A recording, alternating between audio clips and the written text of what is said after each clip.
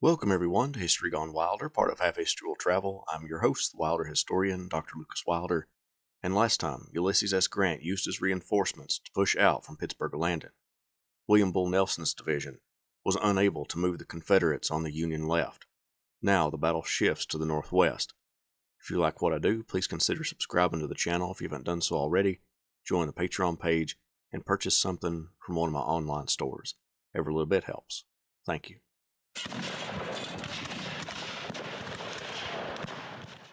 The Kentucky-born lawyer, Lovell Rousseau, was a brigadier general in Don Carlos Buell's Army of the Ohio the morning of April 7th, as it marched toward the Confederate position. Rousseau remembered that, within a quarter of a mile of the landing, and directly on the way to our position on the field, lay hundreds of dead men, mostly our own, whose mangled bodies and distorted features presented a horrible sight. Numerous dead horses in our partially sacked camps gave evidence of the havoc and, which was far worse, of the reverses and disasters of the day before. Rousseau's march was part of the general advance of the divisions of McCook and Crittenden. They would hit the center right of the Confederate line and occupy the location their compatriots held the day before, called the Hornet's Nest. Across the field from them were the Confederates under former Vice President of the United States turned Confederate General John C. Breckinridge. Beauregard had big plans for Breckinridge, who was to launch the major assault against the approaching Union troops. However, before Breckinridge could get his men moving, at 11 a.m., Bull and the other Union units were ordered to attack the rebel lines. Breckinridge's brigades delighted in the thought that now the blue troops would have to march through the open field of the Hornet's Nest to approach them. Bull's men made a gallant charge and even captured some rebel artillery as they made it close to the tree line on the opposite end of the field. Here is where some accounts are mixed, but we do know that some of the Confederates had begun making their way into the field about the same time that the Union troops did. But we do know that the blue troops traversed the field further than the rebels, and were driven back into the woods. Ordered the 19th Ohio to that flank.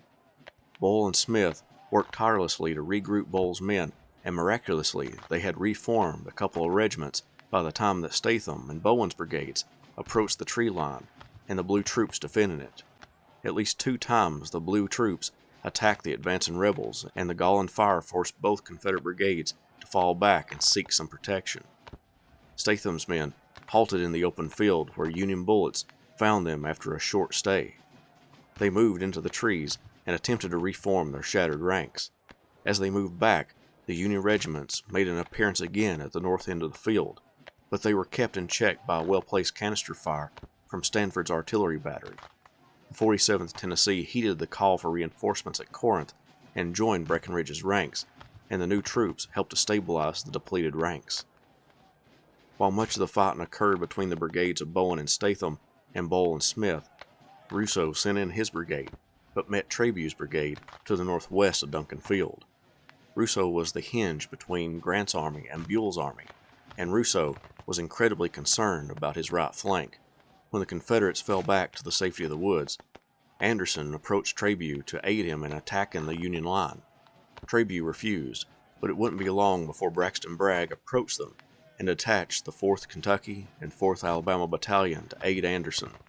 When they attacked, it was at a critical juncture between the 2 Union armies, and Rousseau would have to throw in part of the division's reserve, the 5th Kentucky. The rebels made a daring attack, attempting to exploit the small gap in the Union line, but the Blue Kentuckians were able to beat back the rebels. One of the Confederate Kentuckians, who was mortally wounded that day, was the Confederate governor of Kentucky, George W. Johnson, who had already had a horse shot out from under him and would join the ranks of the 4th Kentucky as a private. He would be left for dead on the field, but Union soldiers would find and take him to a steamboat where he would die a few days later. The 2 sides were in a standoff, with neither side giving in, each holding their positions at all hazards. One Indiana soldier wrote, "They fought like mad dogs. They would fall back a little and rally again and fight desperately. I just thought they would fight us till they were all killed. They would come up in such good order. We would flank them, and we sometimes would nearly have them surrounded, but they would fight their way out." On the Union right, the brigades of Sherman, Hurlbut, and McClernand would slam against the Confederate line.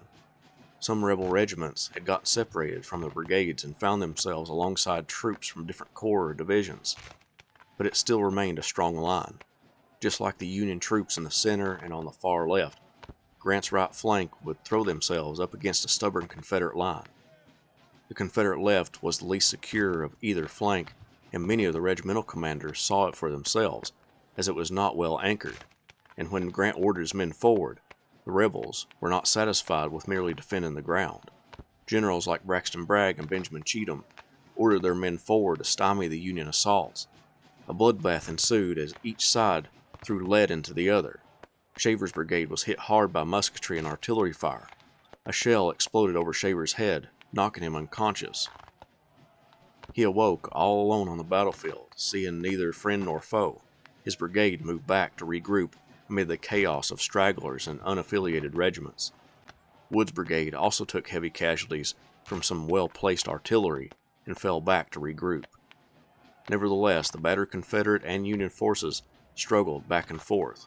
They would fall back and regroup and then launch another attack, neither side wanting to give in for long.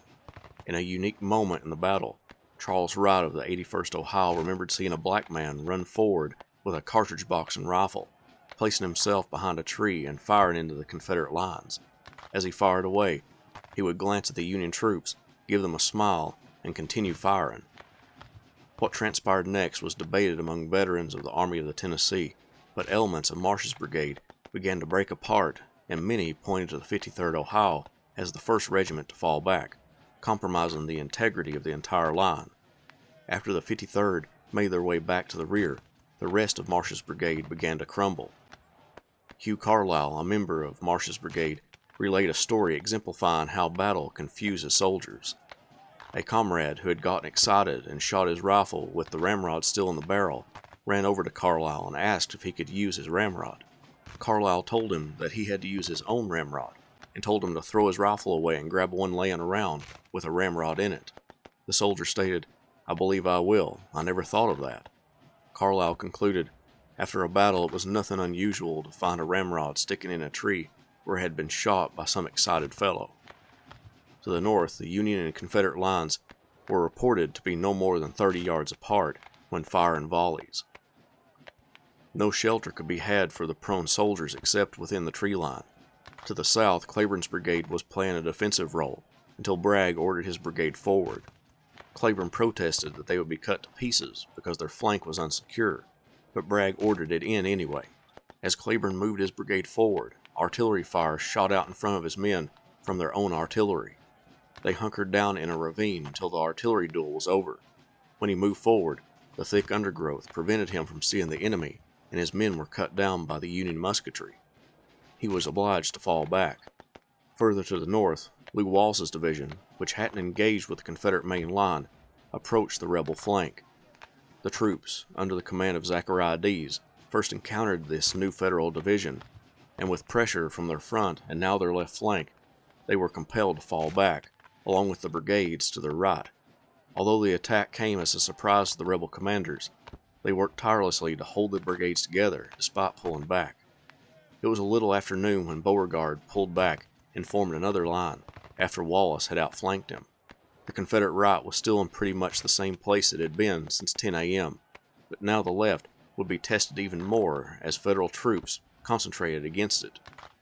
Russo's brigade drove the rebels ahead of him, but he was running out of ammunition. When his men fired their last shots, Russo asked Kirk to take the lead, and he would follow close behind with the bayonet. McCook sent in Gibson's brigade as well, and McCook's whole division pressed forward. The Blue Juggernaut was only halted when Wood's brigade of Hardee's corps stood their ground, and a bitter struggle took place between the two sides. McCook became concerned for his left flank, which could easily be attacked and overrun, but one of Hurlbut's brigades, under Colonel James Veatch, filled in the gap. On the Union right, Grant's Army of the Tennessee was fighting with a renewed enthusiasm. Some of those wounded the day before came out of their sick beds to take part in the attack. Colonel Peter J. Sullivan of the 48th Ohio rejoined his command on April 7th, after his wounding on April 6th, and fought alongside his men until a bullet shattered his arm.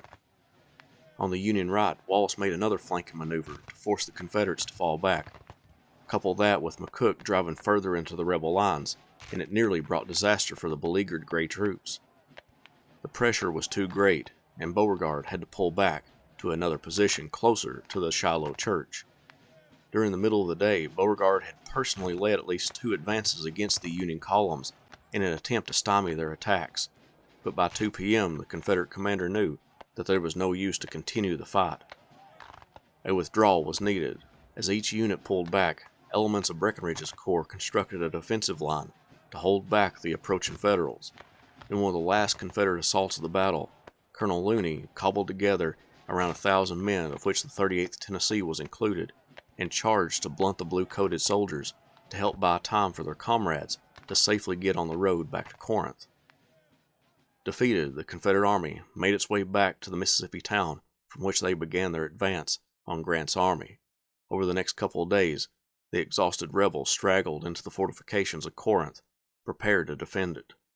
Union forces encountered pockets of small resistance as they moved into their camps just south of the Shiloh church. As McCook's division moved through the area, a member of McCook's staff struck up a conversation with a mortally wounded Confederate who said he was a member of the 5th Kentucky Infantry. The dying Kentuckian asked if Thomas Crittenden was around, and said that he and Thomas had played together as children, living on the same street in Frankfort. The staff officer ran to get Crittenden, but by the time the general made it to his friend, the Confederate was dead. Multiple reasons led Grant not to pursue the retreating Confederates. His men were exhausted, and as he said, he had not the heart to send them forward. Also, he had received instructions to not move on Corinth. Buell stated that he didn't know the ground well enough to send his men on another assault. Sherman summed it up well when he stated years later that, "I assure you that we had quite enough of their society for 2 whole days, and were only too glad to be rid of them on any terms." The Union camps were destroyed from 2 days of fighting. One soldier found 128 bullet holes in his tent. One found large holes in his cooking stove. Others were horrified to find dead bodies laying in their tents. The next day, Sherman and part of Buell's army headed south, but ran into stiff resistance in the form of the Confederate cavalry led by Nathan Bedford Forrest. Sherman sent out the 77th Ohio as skirmishers, and like an avalanche, Forrest Cavaliers and some Texas Rangers smashed into the Buckeyes, killing a great many of them. It was at this moment that one of the more famous episodes of the war took place, when Forrest had advanced too far ahead into enemy lines and was shot, but fought his way out. Sherman would recount later that, "I am sure that had he not emptied his pistols as he passed the skirmish line, my career would have ended right there." The fight at Fallen Timbers concluded the fight at Shiloh. Back on the battlefield, Union forces began the gruesome work of gathering up the wounded of both sides. Musicians and chaplains helped bring in the wounded, and surgeons went to their dirty work. The stench from the dead convinced one soldier to not even approach the battlefield. One Federal soldier stated, "The rebels raised the black flag, and when I saw it, old Eli made good use of the bayonet as I passed the wounded enemy. Cap said I used my bayonet a little too much on the wounded." However, this wasn't an exception. Most Union troops were humane. The Green Union troops made problematic mistakes, like one soldier who decided to touch off a cannonball with a flame, and when it exploded, it mangled his leg and wounded several others. On April 9th, a campfire overheated a cannonball, and it exploded, wounding several men. Care was given to the Union dead. A soldier from Illinois wrote, "As I write, volley and volley of musketry is being fired over the graves of our men. We dig long holes in the ground, lay them side by side without any coffin, fire a salute over the grave, and then cover their cold bodies with the Tennessee clay." The Union soldiers also had to bury the Confederate dead. They buried them in mass graves. The largest trench filled with dead Southerners was east of the Peach Orchard, but most of the mass graves were on the western side of the battlefield. They varied in number, with some containing 20 and others containing 150. A soldier from Illinois wrote, "Months passed before I recovered from the effects of it." The numbers were tallied up, and the Federals reported 1,754 killed, 8,408 wounded, and 2,885 missing, for a total of 13,047. The Confederates reported 1,728 killed, 8,012 wounded, and 959 missing for a total of 10,699. The Union lost a little over 19% of their entire force, and the Confederacy lost just under 24% of their army. The civilian population around the battlefield was terrorized, and the battle in many ways ruined their lives. Only one citizen casualty emerged from the two-day slaughter, but the lead-infused ground, full of cannonballs and equipment, as well as dead bodies, made it nearly impossible to farm. The bullet-ridden trees made logging impossible. Many of their homes were destroyed, and they could never resume life like they had before the battle. Jefferson Davis mourned the loss of the battle and Albert Sidney Johnston, his friend from West Point. Johnston's body was transported to New Orleans, where it was buried, but would later be removed to Texas. Numerous Northern civilians were appalled at the high casualty rates and called for Abraham Lincoln to remove Ulysses S. Grant, but the president stated, "I cannot spare this man. He fights."